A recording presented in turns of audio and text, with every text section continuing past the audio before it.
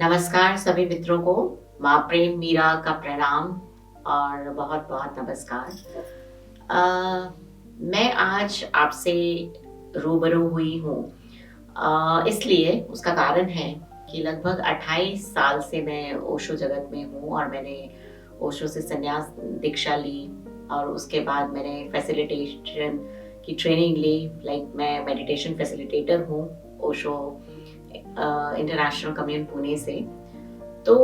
कुछ सालों से मैं एक चीज़ नोटिस कर रही हूँ, वो ये है कि क्योंकि मैं मेडिटेशन कैंप्स कराती हूँ, वर्कशॉप्स कराती हूँ, तो मेरे साथ जो नई फीमेल सन्यासी जुड़ती हैं, अक्सर उनकी एक शिकायत होती है कि जब से हम ओशो के साथ जुड़े हैं, हमने ओशो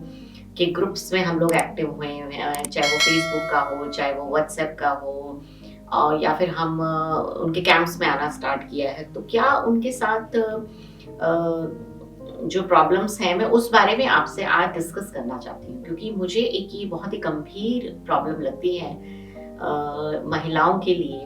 तो उस बारे में मैं कुछ आपसे शेयर करना चाहूंगी। पहली चीज तो मैं ये क्लियर कर दूं कि मुझे 28 सालों में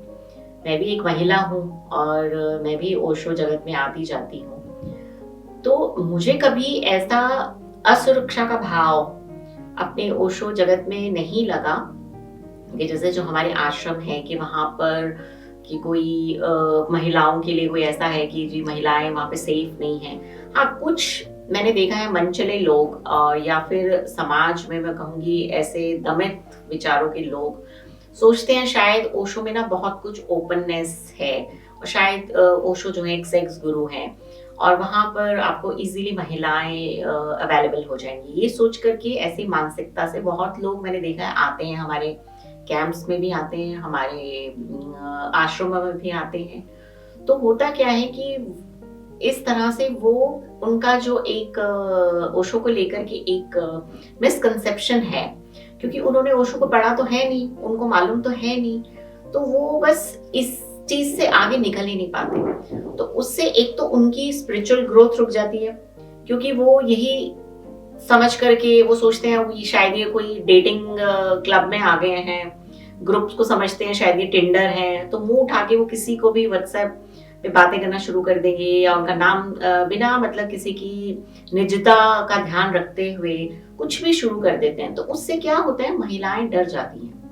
और फिर वो एकदम से, और अगर उनके परिवार में ये बात पता चलती है तो परिवार वाले बोलते हैं कि नहीं जी, तो हमने तो तुम्हें पहले ही कहा था, तुम क्यों ओशो में उत्सुक हो रही हो, ओशो में तो होता ही ये सब है। तो मैं इस चैनल के माध्यम से उन लोगों को कहना चाहूंगी कि कृपा करके आप अपनी इस तरह की आपके डिजायर्स, आपके इस तरह के जो दमित विचार हैं, आप उनको निकालने के लिए आप ओशो की बनाई हुई ध्यान विधियों को करें, कैथारसिस करें, जिब्रिश करें, और भी बहुत सी तंत्रा की विधियां हैं उनको करें। लेकिन इस तरह से महिलाओं को परेशान करने या महिलाओं की खातिर आप ओशो को ज्वाइन ना करें, क्योंकि ओशो कोई सेक्स गुरु नहीं है। पहले जानो फिर मानो। और आपका क्या चल रहा है कि आप मान के ही बैठ गए हो, सुनी सुनाई वो पुराने पिछले लोगों की बातें जो 1857 की मैं कहूंगी लोग थे, वही बातों को आप फॉलो करते आ रहे हो। आपको लग रहा है शायद ओशो में ये सब होता है। तो एक तो मैं ये आप सबसे अनुरोध करूंगी, प्रार्थना करूंगी कि ओशो को पहले समझें, उनको पहले जानें, उनको पढ़ें। पढ़ना पसंद नहीं तो आप उनको सुने, उनका सारा